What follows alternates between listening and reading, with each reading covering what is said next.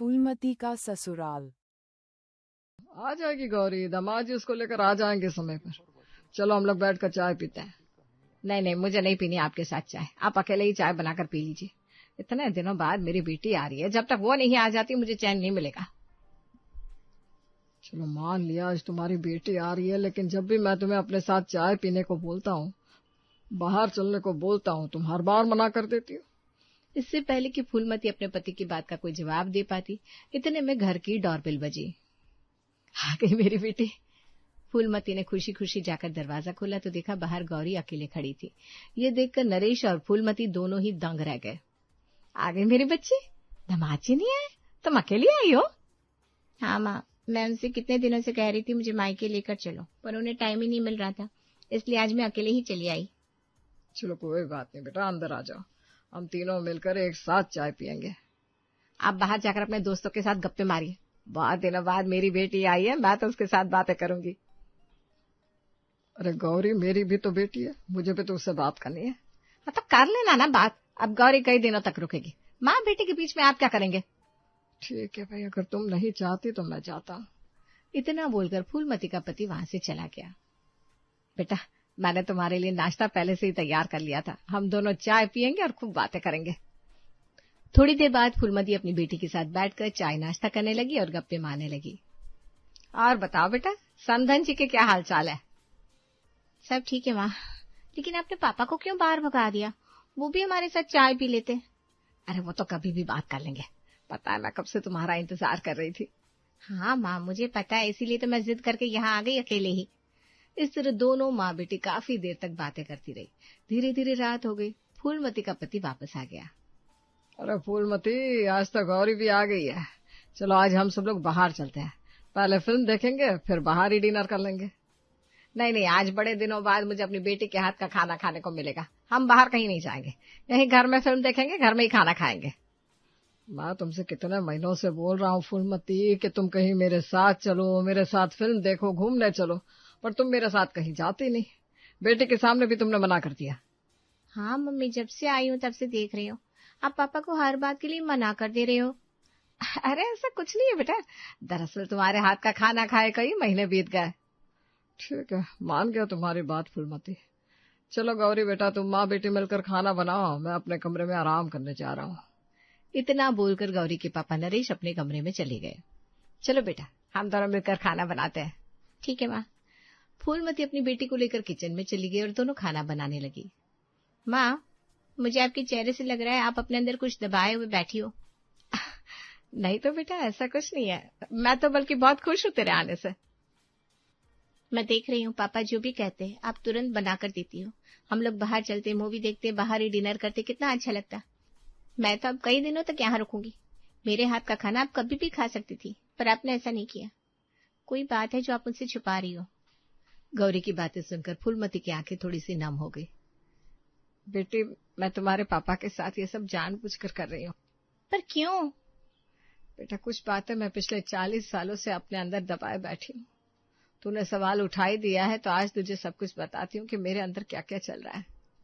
मुझे लगा ही था कि आपके अंदर कुछ न कुछ चल रहा है, आप सब कुछ मुझे बताकर अपना बोझ हल्का कर लीजिए। बेटी, आज से 40 साल पहले मैं जैसे इस घर में ब्याह कर आई वैसे ही माँ, गृह प्रवेश तो हो ही चुका है, अब मैं थोड़ा सा काम कर लेता हूँ, पिछले 2 दिनों से कोई काम नहीं कर पाया। हाँ हाँ बेटा, तू जा, तब तक बहू अपनी पहली रसोई की रस्म अदा कर लेगी, वैसे भी रात तो होने ही वाली है। इतना बोलकर फूलमती का पति नरेश अपने कमरे में चला गया और कागज कलम लेकर कुछ काम करने लगा। शादी की वजह से काफी नुकसान हो गया मेरा, आज तो रात भर काम करूंगा। वहीं दूसरी तरफ फूलमती की सास उसे लेकर किचन में चली गई। बहू, आज तुम्हारी पहली रसोई की रस्म है, आज के बाद तुम्हें ही ये रसोई संभालनी है, जो भी तुम्हारा मन करे बना लो। जी माँ जी, वैसे अगर आप बता देती क्या बनाना है तो मेरे लिए आसानी हो जाती, मैं पहली बार आई हूँ तो मुझे कुछ समझ में नहीं आ रहा। बहू, आज तुम्हारी पहली रसोई की रस्म है तो सबसे पहले कुछ मीठा बना लो। मैं तो कहती हूँ खीर बना लो, देखो सामने दूध रखा है, उसके बाद कुछ पक्का खाना बना लेना, जैसे सब्जी पूरी। ठीक है सासू माँ, मैं भी बना देती हूँ। ठीक है भाई, मैं तो थक गई हूँ तो थोड़ी देर आराम कर लेती हूँ, जब खाना बन जाए तो बता देना। ठीक है सासू माँ। इस तरह फूलमती की सास वहां से चली गई और फूलमती बेचारी अकेले ही खाना बनाने लगी। अब मेरी शादी हो गई है तो मैं अपने पति के साथ खूब घूमूंगी, उनके साथ बड़े बड़े मंदिरों में जाऊंगी, खूब बातें करूंगी। ये सब सोचते सोचते करीब 1 घंटे के अंदर फूलमती ने सारा खाना बना लिया और लेकर बाहर खाने के टेबल पर आ गई। सासू माँ बाहर आ जाइए, खाना तैयार हो चुका है। अरे वाह, खुशबू तो बहुत अच्छी आ रही है, मेरी तो आंख लग गई थी। चलो अब खाना खा लेते हैं। सासू माँ उनको भी बुला लीजिए, विदाई के बाद जब से आए तब से काम ही कर रहे हैं। हाँ तो बहू तुम ही बुला कर लाओ उसे, अब तो नरेश को तुम्हें ही संभालना है। ठीक है सासू माँ, तब तक आप बैठे। उसकी सास वहीं बैठ गई। फूलमती नरेश को बुलाने उसके कमरे में चली गई। चलिए खाना बन गया है, खा लीजिए, माँ जी बुला रही है। हाँ फूलमती तुम चलो, मैं बस 2 मिनट में आया। ठीक है जी। फूलमती बेचारी चुपचाप वहां से आ गई और 3 लोगों के लिए खाना लगा लिया। थोड़ी देर बाद नरेश भी आ गया। क्या बात है, खुशबू तो बड़ी अच्छी आ रही है, लगता है बहुत स्वादिष्ट खाना बनाया आज। हाँ बेटा, वही तो मैं कह रही थी बहू से। चलो जल्दी जल्दी खाना खा लो, फिर सोने चलते हैं, बहुत थकावट हो गई है शादी में। माँ थक तो मैं भी गया हूँ, लेकिन मुझे आज रात भर जागना है। अपनी माँ के सामने ऐसी बातें करता है। अरे आप गलत समझ रही हैं, मुझे आज बहुत जरूरी फाइल तैयार करनी थी, लेकिन शादी की वजह से कर नहीं पाया। अगर वो फाइल तैयार हो जाएगी तो बहुत अच्छा इन्वेस्टर मिल जाएगा। लेकिन तू तो दूसरे की कंपनी में नौकरी करता है ना। हाँ माँ, उसी कंपनी को लोन चाहिए, अगर मेरी वजह से लोन मिल गया तो मेरी तरक्की हो जाएगी ना। अच्छा ठीक है, खाना खाते हैं, काम की बातें बाद में करना। इसी तरह वो तीनों खाना खाने लगे। खाना पीना खाने के बाद सब अपने अपने कमरे में चले गए। नरेश एक बार फिर से अपने काम में लग गया। सुबह 3 बजे तक फाइल बन जाए तो मैं थोड़ी देर के लिए सो भी लूंगा। आप आज की रात भी काम करते रहेंगे? आज तो हमारी शादी की पहली रात है ना, आपको मुझे वक्त देना चाहिए। फूलमती, अब तो मेरी पूरी जिंदगी तुम्हारे नाम हो चुकी है, मेरा सारा वक्त तुम्हारा ही तो है। आज तुम सो जाओ, मैं कल तुम्हें पूरा वक्त दूंगा। मैं तुमसे वादा करता हूँ। कैसी बातें कर रहे हैं आप? शादी की रात का हर लड़की हर लड़का इंतजार करते हैं और आप आज रात भी काम कर रहे हैं। पूरी दुनिया काम करती है, पर शादी की पहली रात मैंने काम करते सिर्फ आपको ही देखा है। फूलमती, तुम समझती क्यों नहीं हो? बस आज रात का समय मुझे दे दो, कल रात मेरा सारा समय तुम्हारा होगा। तुम सो जाओ, तुम भी थक गई होगी। ठीक है, आप काम कर लीजिए, मैं सो जाती हूँ। इतना बोलकर फूलमती लेट गई। इधर नरेश फिर से कागज कलम लेकर काम करने लगा। मैं नरेश जी पर बेवजह नाराज हो रही हूँ। कोई बहुत जरूरी काम ही होगा, तभी तो आज की रात भी काम कर रहे हैं। मुझे जबरदस्ती नहीं करनी चाहिए। ये सब सोचते सोचते फूलमती सो गई। इधर नरेश काम करता रहा। सुबह 7 बजे जब फूलमती की नींद खुली तो वो बाहर आई तो देखा नरेश कहीं नहीं था। माँ जी, नरेश जी सुबह सुबह कहाँ चले गए? कहीं दिखाई नहीं दे रहे। अरे बहू, वो तो सुबह 5 बजे ही दफ्तर चला गया, लगता है बहुत जरूरी काम था उसको। अगर ऐसा था तो मुझे जगा देना चाहिए था, मैं उनके लिए चाय बना देती। अरे बहू, उसने तो मुझे भी नहीं जगाया। ऐसा तो कई बार कर चुका है, इसीलिए मुझे पता है कि वो दफ्तर में ही गया होगा। शायद वो हम लोगों को परेशान नहीं करना चाहता होगा। तुम फिलहाल हम दोनों के लिए चाय बना लो। ठीक है माँ जी, पहले मैं नहा लेती हूँ, उसके बाद चाय नाश्ता सब बना लूंगी। ठीक है बहू। नहा धोकर फूलमती ने चाय नाश्ता बनाया और अपनी सास के साथ चाय नाश्ता करने लगी। माँ जी, इनको बिल्कुल भी वक्त नहीं मिलता क्या? लगता है काम को कुछ ज्यादा ही अहमियत देते हैं। अरे बहू, तुम्हें तो खुश होना चाहिए कि तुम्हारा पति इतना काम करता है, काम को सबसे ज्यादा इतना महत्व देता है। हाँ माँ जी, मैं खुश तो बहुत हूँ, काम करने वाले इंसान मुझे बहुत अच्छे लगते हैं। ऐसे ही वक्त बीतने लगा। नरेश हर वक्त अपने काम में बिजी रहता था, फूलमती को बिल्कुल भी समय नहीं दे पाता था। फिर रविवार वाले दिन, सुनिए जी, आज रविवार है, आपकी भी छुट्टी है, चलिए ना, अमिताभ बच्चन की नई फिल्म लगी हुई है, देख कर आते हैं। अरे नहीं फूलमती, मैं पूरे हफ्ते काम कर करके इतना थक गया हूँ, मेरा कहीं बाहर जाने का मन ही नहीं हो रहा। अरे तो मैं कौन सा अभी चलने को बोल रही हूँ, पूरा दिन आप सोते रहिए, हम लोग शाम को 6 से 9 वाला शो देखेंगे, खाना भी बाहर खा लेंगे, माँ जी के लिए भी खाना पैक करा कर ले जाएंगे।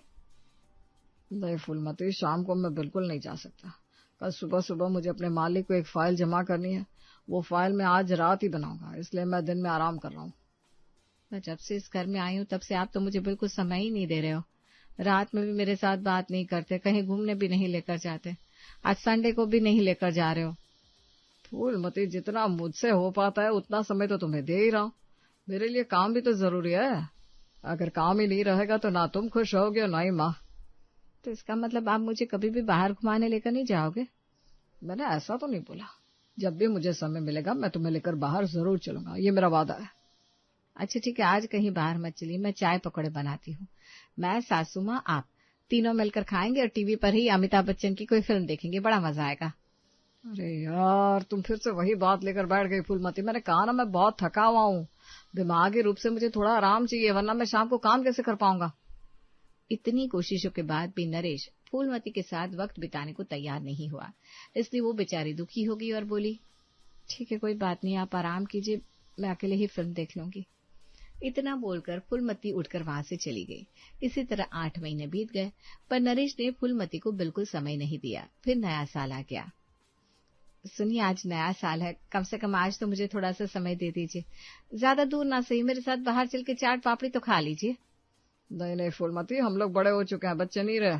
मैं जल्दी समय निकालूंगा, फिर मैं तुम्हें कहीं बाहर घुमाने ले जाऊंगा। नया साल हम लोग घर में ही मना लेते हैं। तो ठीक है, पूरे मोहल्ले वालों को बुला लीजिए, मैं सबके लिए अच्छे अच्छे पकवान बना देती हूँ। हम लोग यही नया साल मनाएंगे, खूब डांस करेंगे, पूरा दिन पार्टी करेंगे आज। नहीं फूलमती, ऐसा बिल्कुल मत करना। हम तीनों आपस में ही नया साल मना लेते हैं, मोहल्ले वालों को बुलाने की क्या जरूरत है। सबको बुलाएंगे तो पूरा दिन बर्बाद चला जाएगा। तुम खाना बना लो, हम लोग एक दूसरे को हैप्पी न्यू ईयर विश कर लेंगे, खाना खा लेंगे, उसके बाद मैं अपने काम में लग जाऊंगा। इसका मतलब नए साल वाले दिन भी आप मुझे पूरा समय नहीं दे सकते? फूलमती, जब देखो तुम शिकायत ही करती रहती हो। मेरा काम करना तुम्हें अच्छा नहीं लगता क्या? अब फूलमती ने उसके सवाल का कोई जवाब ही नहीं दिया। उस दिन भी नरेश ने फूलमती को बिल्कुल वक्त नहीं दिया। करवा चौथ भी नरेश चांद निकलने के वक्त ही आया। इन सब से फूलमती परेशान रहने लगी थी। शादी को लेकर बचपन से मैंने कितने सपने देख रखे थे, लेकिन क्या कर सकती हूँ, नरेश जी के पास इतना काम रहता है कि मैं उनसे जिद भी नहीं कर सकती। कुछ ही दिनों बाद फूलमती प्रेग्नेंट हो गई। माँ जी, अगले महीने ही डिलीवरी हो सकती है। ऐसे समय पर भी नरेश जी मुझे बिल्कुल समय नहीं दे रहे। इस वक्त एक पति का प्यार मिलना ही चाहिए। अरे बहू, वो आदमी है, काम तो करेगा ही, काम नहीं करेगा तो घर कैसे चलेगा? लेकिन माँ जी, शादी को 2 साल होने वाले हैं, क्या उन्हें मेरे लिए बिल्कुल भी समय नहीं मिल सकता? नहीं मिल पाता होगा तभी तो नहीं दे पाया तुमको समय। अब मैं तो इसमें कुछ कर नहीं सकती, मैं कुछ बोलूंगी तो बोलेगा काम धंधा छोड़ दूं क्या? हाँ माँ जी, जब भी मैं थोड़ा बहुत गुस्सा करती हूँ तो मुझे भी यही बोल देते हैं। खैर, अगले महीने फूलमती ने एक बहुत ही सुंदर बच्ची को जन्म दिया। उसकी सास ही उसे लेकर अस्पताल गई और डिलीवरी कराई। माँ जी, देख रही हो, ऐसे वक्त पर भी वो यहाँ पर मौजूद नहीं है। आखिर इंसान काम करता किसके लिए? अपने परिवार के लिए, और अपने परिवार को वो टाइम नहीं दे पा रहे। इससे पहले कि फूलमती की सास कुछ बोल पाती, इतने में भागता हुआ नरेश वहां पहुंच गया। माँ, फूलमती कितनी सुंदर बेटी हमारी, बिल्कुल मुझ पर गई है। नहीं, वो मुझ पर गई है। आपने तो कभी मुझे टाइम ही नहीं दिया, तो आप पर कैसे जा सकती है वो? फूलमती, तुम मुझे यहाँ भी ताने मारने लगी। खुशी का मौका है, खुश रहो। हाँ बहू, नरेश बिल्कुल सही कह रहा है, तुम ना ज्यादा परेशान मत हुआ करो। इतने में वहां पर डॉक्टर साहब आ गए। हाँ बहुरानी बिल्कुल सही कह रही है। अब बच्ची को मम्मी और पापा दोनों का बराबर प्यार मिलना चाहिए। जी डॉक्टर साहब, मैं पूरा समय दूंगा। वैसे कब तक डिस्चार्ज कर सकते हैं? बस कुछ ही दिनों बाद मैं डिस्चार्ज कर दूंगा, फिर आप उन्हें घर ले जा सकते हैं। कुछ दिनों बाद फूलमती डिस्चार्ज होकर घर वापस आ गई। अब बारी थी उसका नाम रखने की। अपनी बच्ची का नाम क्या रखे हम लोग? आप तो पिता है, आप कुछ बताइए ना। मैं दफ्तर जा रहा हूँ, तुम और माँ मिलकर डिसाइड कर लो। बोला, माँ और दादी से अच्छा नाम मैं कैसे रख सकता हूँ? हाँ बेटा, तू दफ्तर जा, मैं अपनी पोती का नाम रखूंगी। नरेश तुरंत दफ्तर चला गया। उसके बाद, बहू मैं सोच रही हूँ अपनी पोती का नाम गौरी रखूं, कैसा लगा तुम्हें ये नाम? जी सासू माँ, नाम तो बहुत अच्छा है, छोटा भी है और भगवान के नाम पर भी हो गया। माँ गौरी की कृपा भी बनी रहेगी। इस तरह उसका नाम गौरी रख दिया गया। धीरे धीरे वो बड़ी होने लगी, स्कूल जाने लगी। फिर एक सुबह, पापा अब तो आपने कार भी ले ली है, मुझे अपने कार में स्कूल छोड़ दीजिए ना। सबके पापा स्कूल छोड़ने आते, आप ही नहीं चलते। मेरी बच्ची, तुम्हें स्कूल जाने में अभी वक्त है। मुझे तो 10 मिनट के अंदर दफ्तर पहुंचना होगा, वरना मैं लेट हो जाऊंगा। मैंने स्कूल बस लगवा तो दी है ना बेटा, स्कूल बस लेने आ जाएगी। रहने दो गौरी, आज फिर से मैं ही तुम्हें स्कूल छोड़ने चलूंगी। पापा बहुत बिजी रहते हैं ना, उन्हें समय नहीं मिल पाता। थैंक यू फूलमती, चलता हूँ मैं। इतना बोलकर नरेश दफ्तर के लिए निकल गया। उसके बाद फूलमती ने गौरी को तैयार किया और खुद स्कूल छोड़ने चली गई। अरे वाह गौरी, आज फिर तुम्हारी माँ तुम्हें स्कूल छोड़ने आई है। तुम्हारे पापा को हमने कभी नहीं देखा, एक बार उन्हें भी लेकर आओ ना। आप लोग मेरे पापा को शायद कभी नहीं देख पाओगे, उन्हें तो हमारे लिए समय ही नहीं मिलता। ऐसा नहीं बोलते गौरी, तुम्हारे पापा बिजी रहते हैं ना, जब भी उन्हें समय मिलेगा वो तुम्हें स्कूल छोड़ने जरूर आएंगे। तुम अपने दोस्तों के साथ जाओ, मैं घर जाती हूँ। तुम्हारी दादी मेरा इंतजार कर रही होगी। ठीक है माँ, बाय। गौरी अपनी सहेलियों के साथ स्कूल के अंदर चली गई। इधर फूलमती अपने घर वापस आ गई। ऐसे ही कुछ महीनों बाद गर्मी की छुट्टियों में। पापा, अब तो मेरी गर्मियों की छुट्टियां शुरू हो गई हैं। कम से कम इस बार तो मुझे आप और माँ को लेकर नानी के घर चलिए। पिछली छुट्टियों में भी आपने वादा किया था, पर आप लेकर नहीं गए थे। बेटा, कल मुझे किसी जरूरी काम से मुंबई जाना है, वहां पता नहीं कितने दिन लग जाएंगे। अगर तुम्हारी छुट्टी खत्म होने से पहले मैं आ गया तो मैं तुम्हें लेकर तुम्हारी नानी के घर जरूर चलूंगा, मैं तुमसे वादा करता हूँ। रहने दो बेटा, पापा को जाने दो। मैं और दादी तुम्हें लेकर नानी घर चलेंगे। हाँ, ये थी मेरी कहानी बेटा। जब तुम्हारे पापा अपने काम से रिटायर हो गए तब मेरे साथ घूमने को बोलते हैं। मैं 40 सालों तक उनका समय पाने के लिए तरसती रही, पर उन्होंने मुझे एक पल नहीं दिया। अब मैं करूं भी तो क्या करूं? दुखी मत हो माँ, अब मैं समझ गई कि आप पापा के साथ ऐसा बिहेव क्यों कर रही हैं। चलिए, खाना बन गया है, सब लोग खाना खा लेते हैं। लेकिन दूर से नरेश उन दोनों की बातें सुन रहा था। वो भागते हुए फूलमती के पास आया और दुखी होकर बोला, फूलमती, गौरी बेटा, मैं तुम दोनों से माफी मांगना चाहता हूँ। मैं समझ ही नहीं पाया कि तुम्हारी माँ के अंदर ये सब चलता रहा, इतना अकेलापन चलता रहा, और कभी तुमने खुलकर बताया भी नहीं। आप मेरे पति हैं, आपको तो मेरे दिल की बात समझनी चाहिए ना।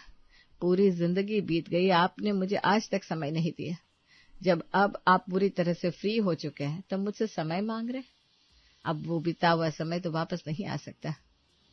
माँ, आपकी हालत देखकर मुझे अपनी हालत भी याद आ रही है। आपके दामाद भी मुझे बिल्कुल समय नहीं देते। मैंने उनसे यहाँ आने को कहा तो बोले ऑफिस में बहुत काम है। बेटा, हम औरतों की जिंदगी में ऐसा ही होता है। सिर्फ मेरे साथ ही नहीं, लगभग हर औरत को ये सब झेलना पड़ता है। पर मैं नहीं चाहती जो मेरे साथ हुआ वो तेरे साथ भी हो। इसी वक्त दामाद जी को फोन कर और उनसे समय मांग। आपकी कहानी से मेरी आंखें खुल गई है माँ, मैं अभी वरुण को फोन करती हूँ। गौरी ने तुरंत अपने पति वरुण को फोन लगाया। वरुण, कल आप मुझे लेने आएंगी और यहीं से हम लोग कश्मीर घूमने चलेंगे। अरे गौरी, मैंने तुम्हें बताया ना, मुझे इस वक्त बहुत काम है, मैं नहीं चल सकता। वरुण, हमारी शादी को 3 साल हो चुके हैं, तुमने मुझे आज तक समय नहीं दिया। मैं तुम्हें अपनी माँ की कहानी बताती हूँ। गौरी ने अपनी माँ की पूरी कहानी फोन पर वरुण को बता दी, जिसे सुनकर वरुण को अपनी गलती का एहसास हुआ। गौरी, आज तुमने मेरी आंखें खोल दी। एक औरत के दिल में कितना अकेलापन रहता है, ये मर्द हम कभी नहीं समझ पाते। मैं तुम्हें कल ही लेने आ रहा हूँ, फिर हम लोग वहीं चलेंगे जहाँ तुम कहोगी। गौरी वरुण की बात सुनकर बहुत खुश हुई और उसने फोन रख दिया। फूलमती, अब तो दामाद जी भी मान गए, मैंने भी अपनी गलती मान ली। तो माँ बेटी, मुझे जो सजा दोगी मैं भुगतने को तैयार हूँ। मैं चाहता हूँ आगे की जिंदगी हम खुशी से बिताएं। माँ, पापा इतना कह रहे तो उन्हें माफ कर दो। मैं तो उनसे कभी नाराज ही नहीं थी, बस मुझे दुख होता था कि इन्होंने मुझे अपना समय कभी नहीं दिया। तो ठीक है, इसी खुशी पर कल जब दामाद जी आएंगे तब मैं और तुम भी कश्मीर चलेंगे घूमने। क्या बात है पापा, ये आपने बिल्कुल सही सोचा। कल हम चारों लोग घूमने चलेंगे एक साथ। ठीक है, कल हम सब लोग चलेंगे। फिलहाल हमें किचन में बातें करते करते रात के 12 बज चुके हैं। चलो जल्दी से खा पी कर सो जाते हैं, सुबह दामाद जी का स्वागत भी तो करना है। और इस तरह सब खा पी कर सो गए। अगले दिन वरुण आया और चारों कश्मीर की ट्रिप पर निकल गए।